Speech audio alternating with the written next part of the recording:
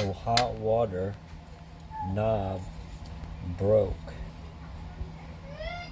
Completely shattered. So I have to put on a new one. This is how you do it. You just go to your local hardware store, Lowe's, Home Depot. You just put it on there.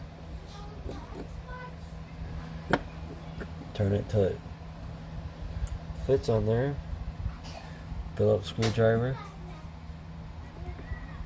Put that bad boy right there in the middle. Righty tighty, lefty loosey.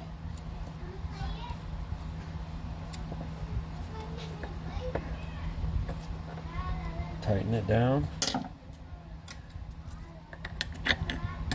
Pop that on there.